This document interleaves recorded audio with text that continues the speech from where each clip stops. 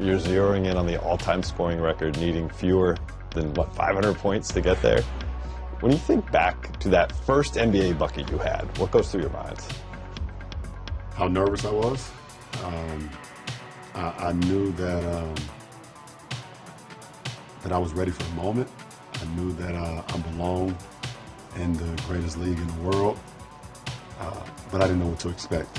And I was just super nervous. I didn't know how my first bucket was going to come. I didn't know if, how it's going to be a layup or a free throw. I was hoping it would be a layup, but it ended up being a baseline jump shot fadeaway by our bench, and actually a kind of difficult shot too. But I was just so nervous with excitement, nervous with I don't want to fail, I don't want to let people down, but just proud that I was able to accomplish one of my goals, to be a part of the NBA.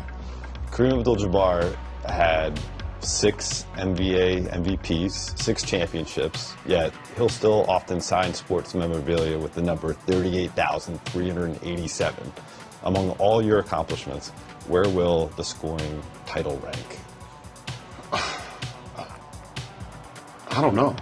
I don't know because I have not set out to do that. It wasn't like a goal of mine when I entered the league. Making an all-star team, being rookie of the year, being first team all-NBA, first team on defense, winning a championship for sure, being an MVP of the league. For both of those? Yeah.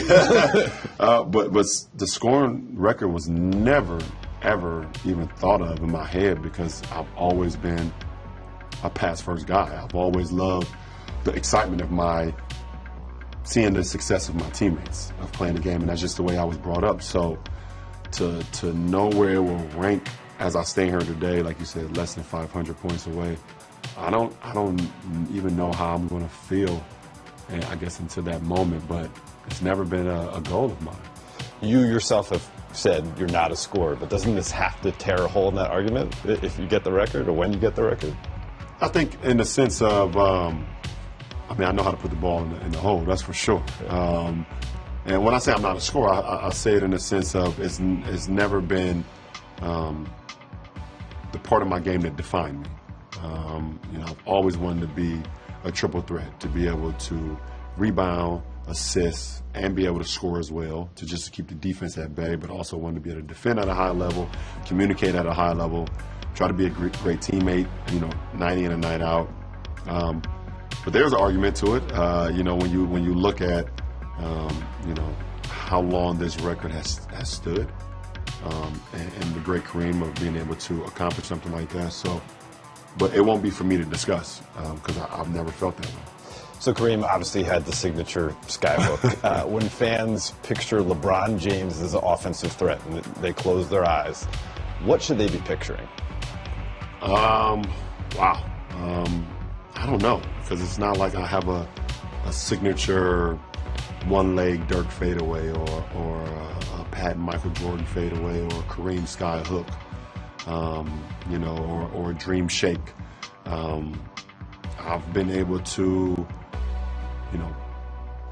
do things that just is not a signature. I think the only signature thing that people always talk about is like my signature tomahawk dunk in transition. People always kind of talk about, that's a signature. Even one of my teammates now today, Lonnie Walker, always talk about the LeBron signature tomahawk dunk, and that's been pretty cool. And that came out of nowhere too. I happen to, my brother Brandon Weems, who's now in the front office with the Cavs, he got a steal versus Oak Hill my senior year and threw it to me, and on national television, I was just living in the moment and did that dunk, and it became a signature of mine. The Akron Hammer, right? Yeah. So getting back to Kareem, you guys have so many links from mythical high school careers to social justice consciousness, time with the Lakers, and now the scoring record.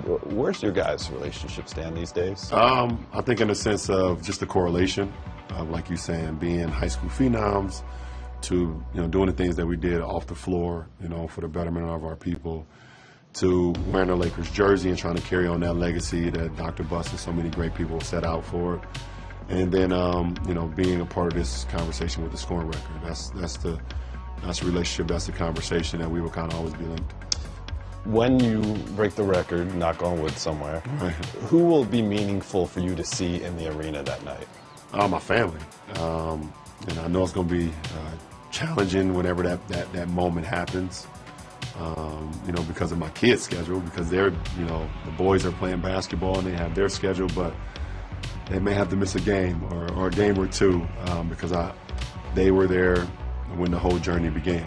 And well, some of them, they were there, you know, later on when the journey, but they've always been a part of what it meant for me to be able to accomplish what I want to accomplish, and that's my family, that's my kids, my wife, my mother, and a lot of my family and friends.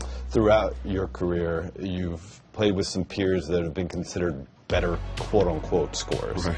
Kobe, T-Mac, you know, KD, Melo maybe, but none of them can touch your longevity. How is it meaningful for you to be approaching this record while you're still playing above the rim, while you're still flying up and down the court, while you're still dominating games, to be this version of you when the record approaches? What does that mean to you? It means a lot in the sense of me always preparing my body, always preparing my mind to be at my best. And to be able to go out and still be a focal point of my opponent's scouting reports lets me know I'm still playing at a high level, and I want to continue to play at a high level. I want to continue to play at a championship level and still be respected every time I touch the floor as a threat throughout the whatever minutes I'm playing. If it's, you know, 25 minutes, if it's 35 minutes, if it's 45 minutes, you know, every time I'm on the court, I'm always viewed as a threat.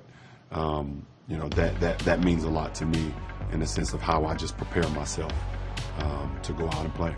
You've been a threat for 2 decades now. And I want to do a quick hitter, just thinking back to some of your most memorable regular season buckets. When I say your time as a Cavalier, Yeah. what stands out? My most memorable bucket will probably be Game 2 of the Orlando Magic series. We were up big in that game, and they came back once again and took the lead. And you know, at the end, I remember the late great Craig Sager sitting on right there, like in the corner, ready to interview the Orlando Magic's either been Hedo, because he had hit a big shot, or Rashard Lewis, or even Dwight, and get the inbound pass and was able to knock it down at the buzzer to tie the series. That's one of my most memorable shots. So yeah, you have incredible postseason shots. We know all the game winners and stuff, but like regular season, I think about the outlet from Kevin Love in Washington.